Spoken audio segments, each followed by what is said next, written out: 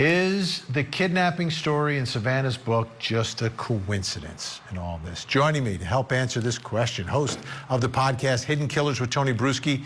Tony Brueski is with us, and nationally known psychotherapist, host of the Pivot with Dr. Robi Ludwig on YouTube. Dr. Robi Ludwig is with us. Dr. Robi, what are your thoughts as you heard that? Is that just one of those strange coincidences? Could someone have heard this story and come up with an idea? Well, it's certainly haunting. It's a haunting parallel narrative that we see with what Savannah talked about in her childhood and what is going on right now with Nancy. Having said that, it would be really irresponsible to say that one thing caused the other, unless it was some kind of person who was obsessed with Savannah and her story and somehow picked this up, this kidnapping theme, and decided to reenact it.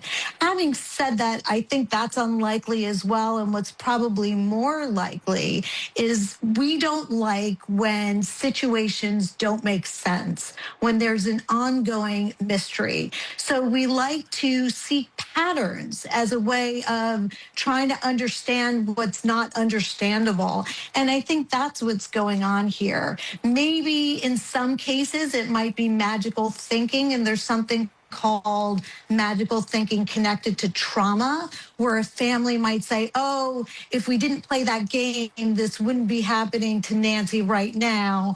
But that's just a way for people to feel like they have control over a situation that's beyond their control. Tony, what are your thoughts on this? I mean, reading that passage now in this context, it's haunting. I don't have another word for it either. There's no other word. A kidnapping scenario in Savannah's book, and now her mother is missing under these circumstances. It certainly lands differently than it did in 2024. But here's what I would caution. I completely agree there. There is something there. It's the frequency illusion, or the Bader-Meinhof effect is what it's called, where once something is on your radar, you start kind of seeing it everywhere. We're all hyper aware right now of the kidnapping because of the case. So when we see the passage in her book, we hear about kidnapping standing out someplace, it feels significant. It jumps out. That said, and this is where it gets uncomfortable, we also cannot rule out some sort of fan involvement. The odds are not great there, but we don't know anything yet. If someone was obsessed with Savannah, obsessed with her work, obsessed enough to read her book multiple times, could that narrative have planted a seed? Could it have been some kind of twisted inspiration? I don't want to sound sensational or anything about it, but it's a question that investigators should be asking. Is it a coincidence? Probably. Does it feel like one? Absolutely not. And until we know more about who did this and why, I don't think we can fully close the door. Yeah. And you know, like, everything is a possibility right now, right? Some things are more probable than others, but even when you get there, I'm not convinced in what we're seeing and hearing. You know, something else about Savannah's very public life, you know, as a Today Show host, last year, at the end of the year, there was a story that they did where Savannah goes back to her hometown with her mom in Tucson. And it was a very public thing, right? Obviously, it's a public thing because it's on the Today Show, for goodness sake, for millions of people to see and understand.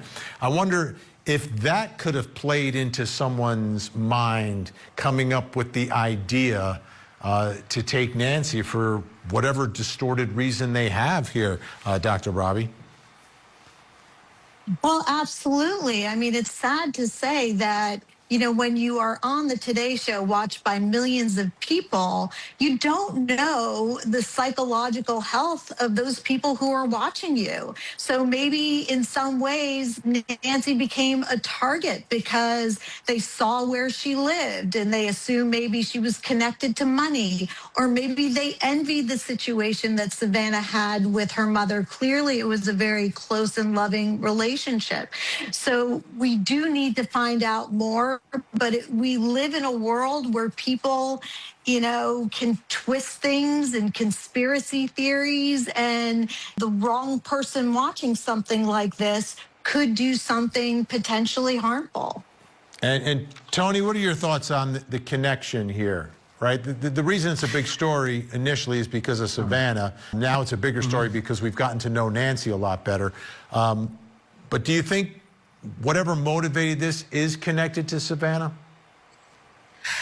Is it a possibility? Yeah, anything is a possibility right now. Can anyone definitively say no? The one thing I would say about this, if it were a fan and a stalking type situation that built up to this, typically it's that. It is an escalation of some sort. So you would typically have some sort of evidence, some sort of trail leading up to an event like this, if it were to be that. But there are outliers in every sort of situation. All right. Tony Bruski's going to stick around. Dr. Robi Ludwig, always great to see you and get your insight.